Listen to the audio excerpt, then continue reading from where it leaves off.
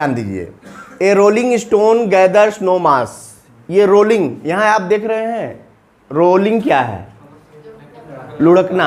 Role यानी लुढ़कना और rolling यानी लुढ़कता हुआ प्रेजेंट पार्टिसिपल के रूप में एडजेक्टिव का कार्य कर रहा है और स्टोन की विशेषता बता रहा है। स्टोन हेडवर्ड है। अब देखो, जब स्टोन हमारे सामने यानी एक वर्ड ऐसा है, नाउन है, जिसकी विशेषता बताने वाला कोई शब्द है, तो इसका मतलब हुआ कॉम्प्लेक्स सेंटेंस में जा रहे हैं तो एडजेक्टिव क्लास में जाएं।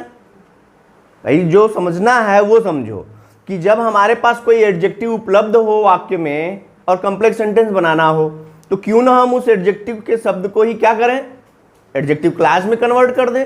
यानी अब सारे शब्दों को अपनी जगह पर रहने दो, हम क्या ले लेते हैं, रोलिंग को ले लिया, इसी को एडजेक्टिव क्लास में कन्वर्ट करेंगे। और एडजेक्टिव क्लास कहाँ रहता है, अपने एंटीसीडेंट के साथ, यानी हम एंटीसीडेंट के तुरंत बाद प्रयोग कर देंगे।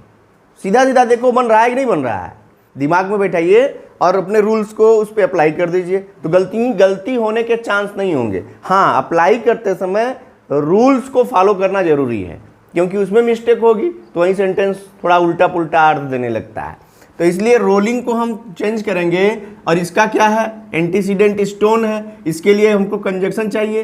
तो स्टोन यानी कोई निर्जीव लाइफलेस थिंग, तो इसके लिए क्या आता है, विच। और आपको पता है कि विच क्या है, एज ए सब्जेक्ट वर्क करता है, तो विच अब सब्जेक्ट के भी रूप में हो गया, कंजक्शन के रूप में भी हो गया। तो अब हमको क्या चाहिए, वर्ब चाहिए। वर्ब यानी रोलिंग ऑलरेडी क्या है, ये प्रेजेंट पार्टिसिपल बनाया गया है, लेकिन है तो वर्ब ही, तो हम क्यों नहीं इसी को अब मेन वर्ब के फॉर्म में लें। तो मेन वर्ब के फॉर्म में लेने के लिए अब हमको टेंस चाहिए। टेंस क्या है, अब देखो ये सब प्रोसीजर है, सबको सेट करना है। टेंस क्या, कैसे प्रयोग करते हैं, तो सीक्वेंस ऑफ टेंसेस, कालों का क्रम। क्या है कालों का क्रम, कि प्रिंसिपल क्लास के अनुसार ही सबऑर्डिनेट क्लास की क्रिया प्रयोग करनी चाहिए। अब प्रिंसिपल क्लास की क्रिया यदि प्रेजेंट टेंस या फ्यूचर टेंस में है, तो सबऑर्डिनेट क्लास की क्रिया प्रेजेंट टेंस में है, तो सबऑर्डिनेट क्लास की क्रिया किसी टेंस में हो सकती है। प्रेजेंट टेंस या फ्यूचर टेंस में यदि प्रिंसिपल क्लास है तो सबऑर्डिनेट क्लास की क्रिया किसी टेंस में हो सकती है। प्रिंसिपल क्लास जब पास्ट में है तब सावधानी बरतनी होती है कि आने वाली जो क्रिया होगी वो पास्ट में होनी चाहिए। उसमें भी अपवाद है, 4 चीजें नहीं बदलती। यानी आने वाले वाक्य में यदि यूनिवर्सल ट्रूथ है, हैबिचुअल एक्शन है, प्रोवर्ब्स हैं, ठीक है, या हिस्टोरिकल इवेंट्स हैं, ये 4 चीजें आई हैं तो उनका टेंस हम नहीं बदलते, लेकिन बाकी शेष में हम बदल देते हैं। बात समझ में आ रही कि नहीं आ रही? तो ये भी फॉलो करना है हमको। ऐसा नहीं कि हम सेंटेंस बना दें और इन सबको फॉलो नहीं किए तो गलत हो जाएंगे।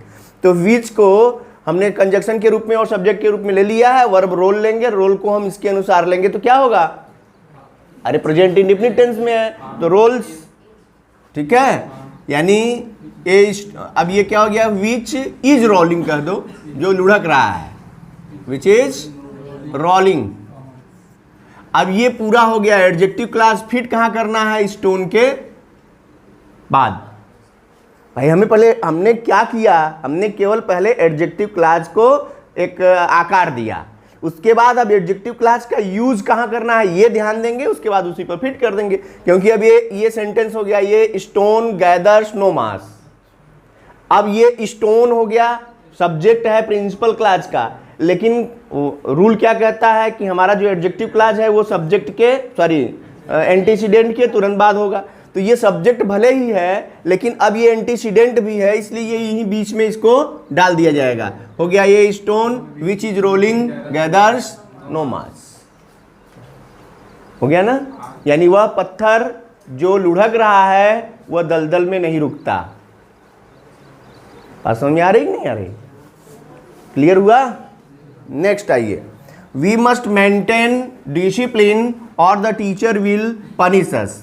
हमें अनुशासन बनाए रखना चाहिए, अन्यथा अध्यापक हमें दंड देंगे। इसका मतलब वाक्यों को, अब कंडीशनल सेंटेंस की बात जहां आ गई तो आपको दिमाग में रखना चाहिए कि कंडीशनल सेंटेंस के वाक्यों को तो डिफरेंट टाइप में चेंज करते हैं, होते हैं नहीं भाई?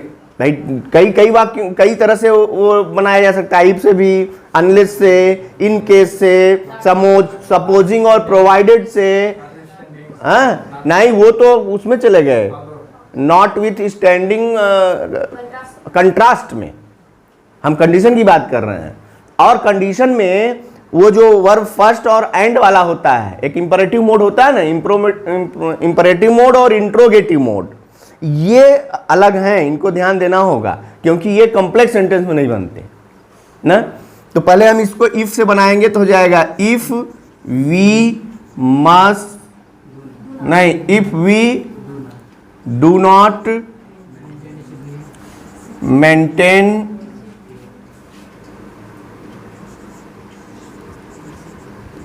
डिसिप्लिन। अब ये कॉमा भी इसी का पार्ट है, इफ के साथ कॉमा का प्रयोग करेंगे। The teacher will punish us.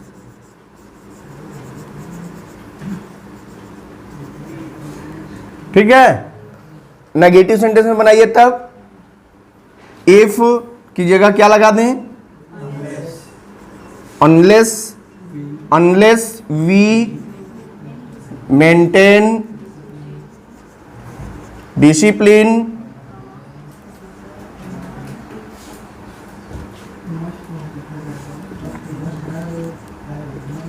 comma the teacher